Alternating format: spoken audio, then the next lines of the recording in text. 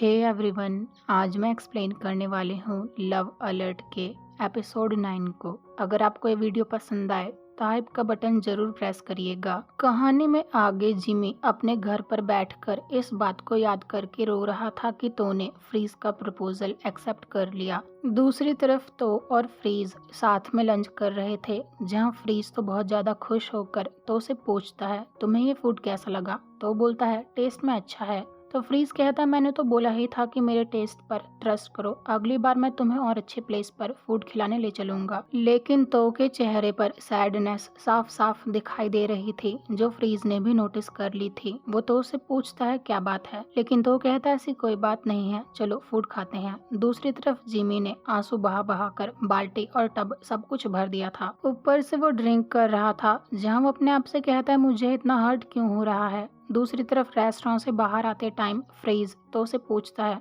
तुम आने वाले 2 साल में अपने आप को कहाँ देखते हो। ये सुनकर तो कहता है ज्यादा कुछ तो नहीं, लेकिन मैं अपने कैफे को ग्रो करना चाहता हूँ और अपने भाई ते की टेक केयर करना चाहता हूँ जब तक वो खुद सक्सेसफुल ना हो जाए। जिस पर फ्रीज कहता है इसका मतलब तुम्हारी लाइफ में कैफे और तुम्हारे भाई ते के अलावा कोई इम्पोर्टेंट नहीं है। ये सुनकर तो कहता है मेरे कहने का मतलब वो नहीं था, मैं तो बस ये चाहता हूँ कि हम अपना रिलेशनशिप धीरे धीरे करके आगे बढ़ाएं। तो फ्रीज स्माइल करके कहता है मैं जानता हूँ, मैंने तो बस तुमसे इसलिए ये पूछा क्योंकि 2 साल के अंदर मुझे स्टडी करने इंग्लैंड जाना है। क्या कोई पॉसिबिलिटी है तुम्हारे मेरे साथ जाने की। ये सुनकर तो चुप सा हो जाता है। तो फ्रीज कहता है कोई बात नहीं, अगर तुम्हें अभी आंसर नहीं देना है। मुझे पता है कि तुम कैफे और अपने भाई की कितनी केयर करते हो, लेकिन मैं उस टाइम के आने का वेट करूंगा, इसलिए मुझ पर गुस्सा मत होना। ये सब सुनकर तो कहता है मैं तुम पर गुस्सा नहीं हूँ, बल्कि मैं तो सरप्राइज्ड हूँ। तुम तो जानते हो कि मैं हमारे रिलेशनशिप को स्लोली स्लोली डेवलप करना चाहता हूँ। जिस पर फ्रीज कहता है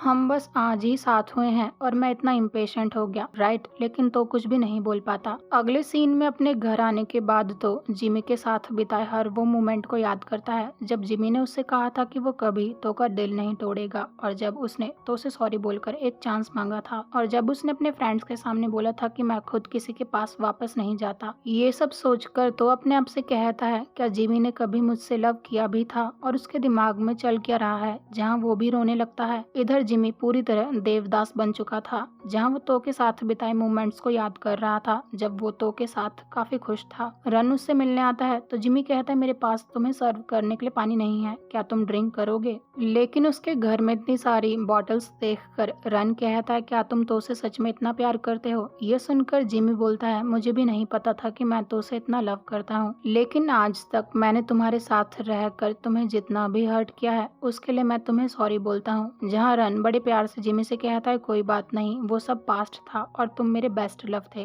क्या हम दोनों दोबारा से साथ हो सकते हैं। लेकिन जिमी कहता है मैं तो के अलावा किसी से भी अब लव नहीं कर सकता, पर तो अब मूव ऑन कर चुका है, मैं उसे बहुत मिस करता हूँ, लेकिन मुझे नहीं पता कि अब मुझे क्या करना चाहिए। अगली सुबह फा तो उसे कहता है मैंने सुना अब तुम फ्रीज को डेट कर रहे हो, मैं तुम्हारे लिए बहुत खुश हूँ। लेकिन ते अपने भाई से पूछता है क्या तुम श्योर हो कि तुम्हारा दिल भी यही चाहता है। ये सुनकर तो कुछ बोलता उससे पहले फाते से कहता है मैंने तुमसे बोला था कि अपना मुंह चुप रखना, पर तो कहता है मैं फ्रीज को एक चांस देना चाहता था और उससे ज्यादा मैं अपने आप को एक चांस देना चाहता था। ये सुनकर ते कहता है मैं तो बस यही चाहता हूँ कि तुम हैप्पी रहो। तभी फ्रीज वहाँ आ जाता है तो उसके साथ चला जाता है। उन्हें देखकर फा कहता है क्या तुम अपने उस प्लेयर फ्रेंड को चेक करने जाना चाहोगे, पर ते कहता है नहीं, मैं उसे उसके हाल पर छोड़ दूंगा क्योंकि कुछ जख्म टाइम के साथ हील होते हैं। वहीं जिमी और तो दोनों ही काफी सैड थे। तो फ्रीज के साथ रहता तो था, लेकिन उसका फ्रीज की बातों पर कोई ध्यान ही नहीं रहता था और फ्रीज भी ये बात नोटिस करता था, लेकिन वो कुछ भी नहीं बोल पाता। अगले दिन एग्जाम ओवर होने के बाद ते फा के पास आता है, जहाँ वो कहता है अब वैकेशन पर ताइवान चलते हैं। ये सुनकर फा बोलता है ठीक है, मैं तो कब से फोटोशूट करने के लिए वहाँ जाना चाहता हूँ। जिस पर ते बड़े प्यार से फा के चीक पर किस करके कहता है तुम सबसे स्वीट हो। लेकिन तभी वो रन और जिमी को साथ में देखते हैं तो जिमी के पास जाकर पूछता है क्या तुम ड्रिंक करके कॉलेज आए हो और क्या तुम दोबारा से रन को डेट करने लगे। लेकिन जिमी मना करके आगे चला जाता है। अगले सीन में ते फा से कहता है मैंने जाकर जिमी को चेक किया, वो तो पूरा देवदास बन चुका है, लेकिन उसने बोला कि वो रन को डेट नहीं कर रहा है। ये सुनकर फा कहता है क्या तुम श्योर हो कि वो झूठ नहीं बोल रहा? जिस पर ते कहता है तुम उसके साथ बहुत हार्ड हो, लेकिन फा बोलता है वो तुम्हारा दोस्त है जिसने आज तक कोई अच्छा काम नहीं किया, ऊपर से तुम भी उसकी साइड ले रहे हो। मैं तो इस बात पर तभी भरोसा करूंगा जब रन मुझे ये बात बताएगा। और तभी रन उन दोनों के पास खुद चलकर आता है जहाँ वो फा और ते को सब कुछ बता देता है। तो फा कहता है तुम हमारे पास इसलिए आए हो कि तुम जिमी को दोबारा डेट कर पाओ, लेकिन रन कहता है ऐसी बात नहीं है, मैं तो बस ये चाहता हूँ कि जिमी ठीक हो जाए, वो सच में तो से बहुत प्यार करता है। दूसरी तरफ फ्रीज तो के लिए डिनर लेकर आता है जहाँ वो कहता है इसे खाने के बाद अपनी मेडिसिन खा लेना, और मैं तुम्हारे लिए विटामिन की मेडिसिन भी लेकर आया हूँ, अगर तुम्हें किसी और चीज की नीड हो तो मुझे बता देना। ये सब सुनकर तो उसे थैंक्स बोलता है जहाँ वो नोटिस करता है कि फ्लावर पॉट के सामने कुछ मेडिसिन रखी हुई है। तो वो अपने आप से कहता है तेने तो बोला था कि वो मेरी मेडिसिन प्रिपेयर करेगा, लेकिन उसने इन्हें यहाँ क्यों रख दिया? दूर से फा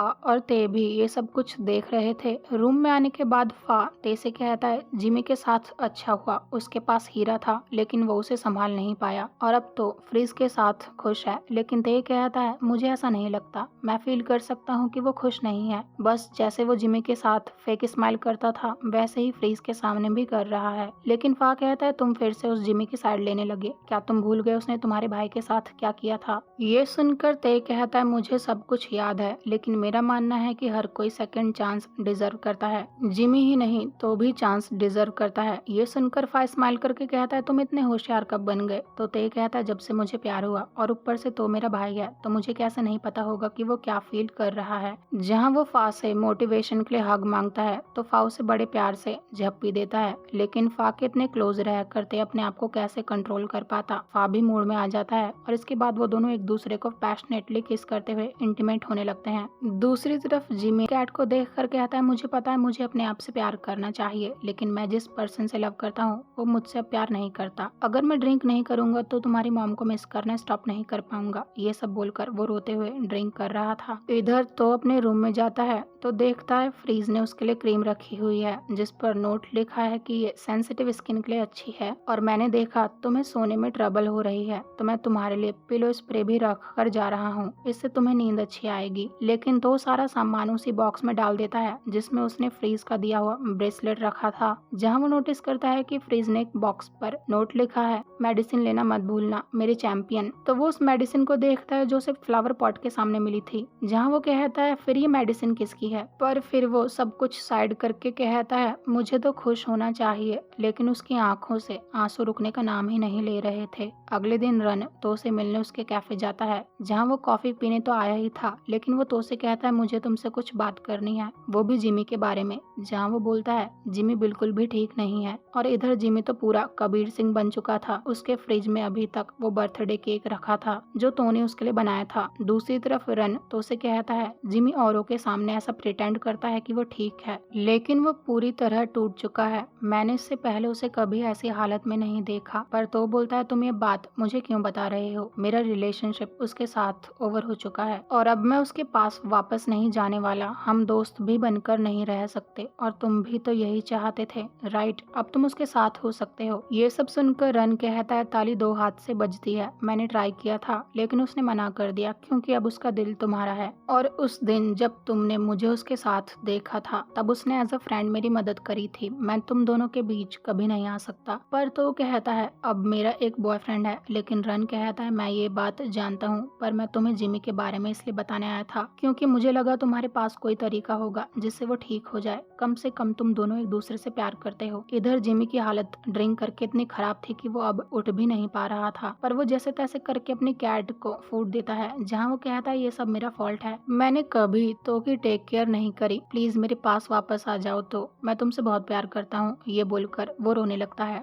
दूसरी तरफ जब रन कैफे से बाहर आता है तो फ्रीज उससे कहता है क्या तुम मुझे तो के एक्स के बारे में कुछ बता सकते हो, और ये सीन यहीं पर कट हो जाता है। अगले सीन में ते जिमी से मिलने आता है जहाँ वो कहता है रन तुम्हारे लिए बात करने तो उसे मिलने गया था, मुझे लगा तुमने उसे ऐसा करने को बोला होगा, लेकिन तुम्हारे फेस को देख कर लग रहा है कि मैं गलत था। ये सब सुनकर जिमी बोलता है मैं तुम्हारे भाई से सच में लव करता हूँ, लेकिन अब उसकी लाइफ में कोई और पर्सन है और मैं किसी और के लिए ट्रबल नहीं बनना चाहता, अब मैं बस रियलिटी को एक्सेप्ट कर सकता हूँ। ये सुनकर ते कहता है जिमी तुम पूरी पूरी तरह बदल चुके हो, अब तुम डिसेंट ह्यूमन की तरह बिहेव कर रहे हो। अगर तुम शुरू से ही ऐसे बन जाते तो अभी तो के साथ हैप्पी रहते। ये सुनकर जिमी कहता है बहुत देर हो चुकी है, चाहे मैं कितना भी इम्प्रूव कर लूँ लेकिन मैं तो के नए बॉयफ्रेंड से कम्पीट नहीं कर सकता, मैं उसके सामने कुछ भी नहीं हूँ। दूसरी तरफ फ्रीज तो से मिलने आता है जहाँ वो आज अपने साथ वाइन लेकर आया था और आज रात वो तो के लिए स्टेक भी कुक करने वाला था क्योंकि उनके रिलेशनशिप को 2 महीने हो चुके थे। लेकिन तो को इस बात की बिल्कुल भी खुशी नहीं होती। इधर ते जिमी से कहता है क्या तुम मेरे भाई को पाने के लिए फाइट नहीं करने वाले, क्या तुम इतनी जल्दी गिव अप कर दोगे? पर जिमी कहता है और मेरे पास फाइट करने के लिए है क्या? जिस पर ते कहता है तुम्हारी सिंसियरिटी, डिटर्मिनेशन और ना गिव अप करने का एटीट्यूड। क्या तुमने उस दिन के बाद कभी मेरे भाई से बात करने की कोशिश करी? यहाँ तक कि रन ने भी मेरे भाई से बात कर ली। ये सुनकर जिमी कहता है ठीक है, मैं तो से मिलने जा रहा हूँ और मैं उससे एक लास्ट चांस मांगूंगा। दूसरी तरफ हम तो और फ्रीज को स्टिक खाते हुए देखते हैं जहाँ वो काफी एक्साइटेड होकर तो से पूछता है तुम्हें मेरी कुकिंग कैसी लगी? तो कहता है अच्छी। तो फ्रीज कहता है मुझे तुम्हें कुछ बताना है। तब तक जिमी भी ते के साथ वहाँ आ गया था जहाँ फ्रीज तो उसे कहता है मुझे इंग्लैंड में स्टडी करने के लिए स्कॉलरशिप मिली है, मेरे साथ चलो। ये सब सुनकर तो जिमी तो उसे बिना मिले ही वहाँ से चला जाता है। ते उससे बोलता है मैं तुम्हें घर ड्रॉप कर देता हूँ, लेकिन जिमी कहता है कोई बात नहीं, मैं अकेले रहना चाहता हूँ। वहीं तो फ्रीज से कहता है तुमने तो बोला था कि तुम 2 साल के बाद वहाँ जाओगे, लेकिन इतने अचानक से क्यों? तो फ्रीज बोलता है अब स्कॉलरशिप के रिजल्ट आ चुके हैं और इसके बाद मैं प्रोफेसर बन जाऊंगा। टीचिंग का करियर काफी स्टेबल करियर है। पर तो कहता है मैं रेडी नहीं हूँ। ये सुनकर फ्रीज कहता है मुझे पता है, अभी तुम्हें लग रहा होगा कि सब कुछ जल्दी जल्दी हो रहा है, लेकिन हम वहाँ रहकर एक दूसरे के बारे में अच्छे से जान सकते हैं। वहाँ जाकर हमारा रिलेशनशिप और स्ट्रांग होगा क्योंकि बस हम दोनों ही वहाँ रहेंगे। मैं जेलस और पॉजेसिव हो रहा हूँ, इसलिए तुम्हें अपने साथ चलने के लिए नहीं बोल रहा। मुझे तुम पर पूरा ट्रस्ट है, लेकिन मुझे डर है कि मैं तुम्हें वहाँ बहुत मिस करूंगा। पर तो रोते हुए फ्रीज से कहता है चलो ब्रेकअप कर लेते हैं। ये सुनकर फ्रीज कहता है क्यों, क्या मैंने कुछ गलत बोला या फिर तुम्हें हर्ट किया? पर तो कहता है ऐसी कोई बात नहीं है, तुम तो एक अच्छे पर्सन हो, डिसेंट हो और वो बेस्ट पर्सन हो जिससे आज तक मैं मिला हूँ, लेकिन अब मैं अपने आप को फोर्स नहीं कर सकता, इसलिए सॉरी। पर फ्रीज बड़े प्यार से तो को हक करता है। तो कहता है मुझे तुम जैसे पर्सन को हर्ट करने का डर है, लेकिन फ्रीज बड़े अच्छे से इस सिचुएशन को हैंडल करके कहता है मैं समझ सकता हूँ, क्योंकि कहीं ना कहीं वो जानता था कि तो भी पेन में है। इसके बाद हमें दिखाया जाता है जो दवाई तो को फ्लावर पॉट के पास मिली थी वो जिमी ही उसके लिए रख कर गया था जब तो तबीयत खराब होने की वजह से अपने रूम में रेस्ट कर रहा था। तब जिमी कैफे में आया था और उसे पता चल गया था कि तो की तबीयत खराब है, इसलिए वो ही तो के लिए दवाई रख कर गया था। और ये एपिसोड यहीं पर एंड हो जाता है। मिलते हैं अगले एपिसोड में। Thank you so much for watching.